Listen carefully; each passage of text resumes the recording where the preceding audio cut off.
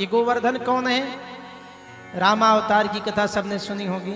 जब पुल बन रहा था, हनुमान जी ने सोचा कोई बड़ा सा पहाड़ लेकर के चलते हैं तो थोड़ा सा पुल जल्दी बन जाएगा, क्योंकि हनुमान जी भी राम जी के भाई ही हैं और राम कार्य के लिए हमेशा तत्पर रहते हैं।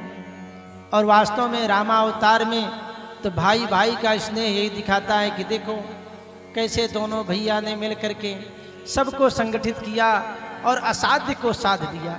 रामायण जो है वो जीना सिखाती है और भागवत मरना सिखाती है कि मरने के बाद क्या होगा। साक्षात मुक्ति का द्वार है वो रामायण जो घर घर में रखा हुआ है, लेकिन कोई नहीं पढ़ता है।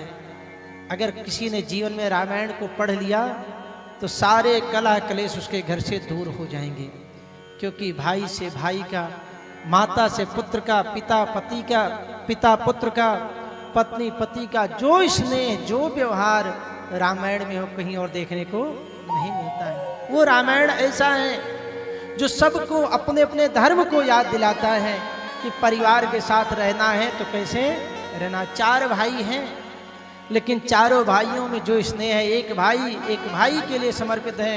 अयोध्या जैसा साम्राज्य 2 भाइयों के बीच में फुटबॉल बन गया। एक कहता है मैं नहीं लूँगा, दूसरा कहता है मैं नहीं लूँगा। और आज का समय हो तो जितना मिल जाए सब भाई का ही पहले ले लो, दूसरे की तो बात छोड़ो। लेकिन जीवन में कभी किसी के अंश को नहीं लेना चाहिए। और राम राज्य ही सिखलाता है कि प्रेम पूर्वक कैसे रहना है। उन्हीं में से हनुमान जी महाराज जो हमेशा सेवा भाव के लिए तत्पर हैं, महाराज गए गोवर्धन को उठाए और लेकर के चले जा रहे हैं। और जैसे ही यहाँ वृंदावन की पावन भूमि पर पहुँचे, संदेशा मिल गया कि पुल बन करके तैयार हो गया है। तैयार हो गया महाराज, तो हनुमान जी ने उस पहाड़ को उतार करके वहीं रख दिया। और जैसे ही रखा वो रोने लगा, महाराज ये क्या है? प्रभु के कार्य के लिए मैं अपने आप को बड़ा सौभाग्यशाली समझता था। आज मैं जा रहा था और आपने बीच रास्ते में मुझे छोड़ दिया।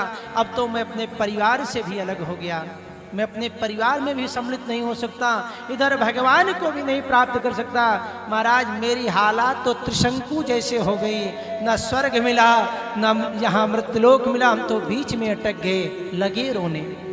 हनुमान जी ने कहा देखो चिंता मत करो, भगवान के कार्य के लिए जा रहे थे, इसलिए तुम्हारा ये सामर्थ्य, तुम्हारा कर्म व्यर्थ नहीं जाएगा। जब आप मन में भगवान के कार्य के लिए निकलेंगे तो कभी व्यर्थ जाने वाला नहीं है, केवल विश्वास होना चाहिए।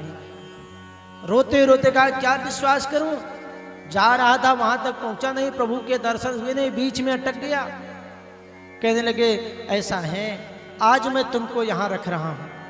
हनुमान जी महाराज ने कहा आज मैं तुमको यहाँ रख रहा हूँ, आज तुम भगवान की मदद करने के लिए जा रहे थे, लेकिन बीच रास्ते में तुम रुक गए। ठीक है, मैं तुम्हें जो है